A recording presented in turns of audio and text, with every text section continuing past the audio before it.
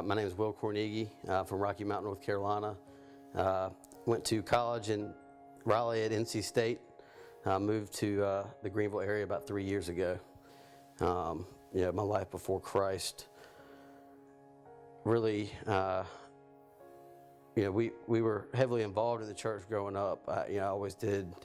Went to church every Sunday. Went to Wednesday night as a child.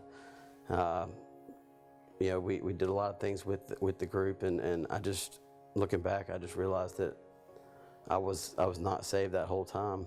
When I was 11 years old, my father got sick. 4 days before my 12th birthday, I remember vividly, him going into a seizure on our front porch, and I remember holding him in my arms as his eyes rolled in the back of his head, and essentially I lost him as a father that day, as the father that I knew.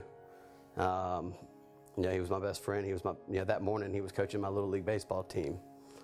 So from that day on, my life changed forever. It was kind of turned upside down, to be honest with you. I always thought that, being a man was kind of following your father's footsteps. I was fortunate enough for the first part of my life to have a very loving father. But when I lost that, I had an emptiness inside that I just couldn't explain. I spent, a lot of my years kind of wandering around searching for something to replace that, and I just never found it. After my dad got sick, like I said, when it happened on the porch, he was later, a couple days later, diagnosed with a disease called viral encephalitis. It's just a very serious brain disease where the brain starts to swell, and he had a 10% chance to live. We went to the hospital, and the last effort for the doctors to save his life was to cut out a portion of his brain. After months in the hospital and being in a coma, he miraculously woke up one day, and the first thing he did before he could even talk was ask for a pen and a pad, and he began writing a prayer to God. He was thanking God for life, for all the prayers and support throughout the ordeal, for his family and even for our pets. It's just amazing that someone who had been out for that long with such serious changes going on in their life could wake up and give all the glory to God first thing. And that really, initially that was where I thought I was, saved. That's what made me realize that there was a God and that there was a true, higher calling, I guess.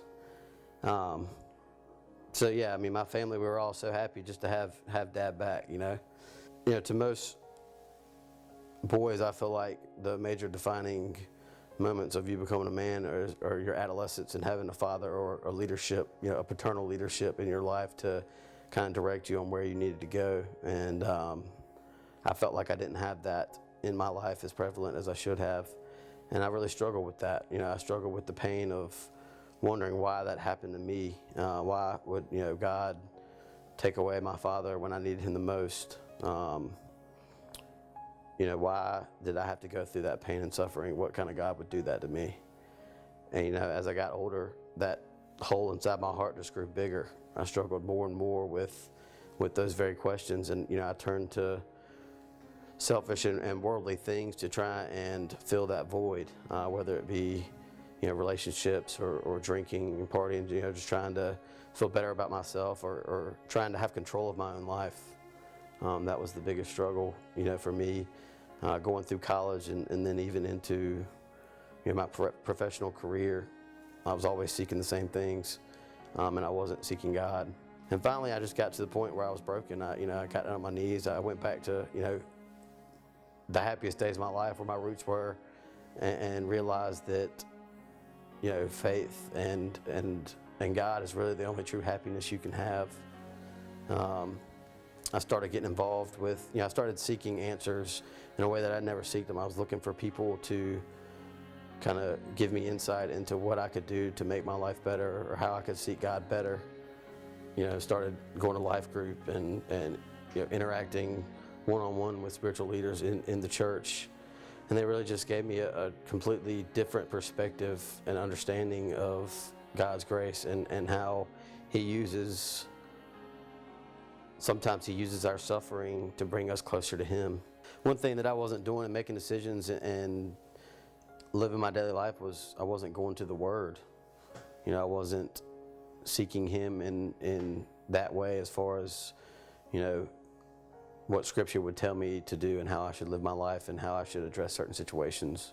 I still struggle every day with human desires and sins, but having the people around me and knowing what I know now and how my heart feels now, I'm better equipped to deal with that as it comes my way.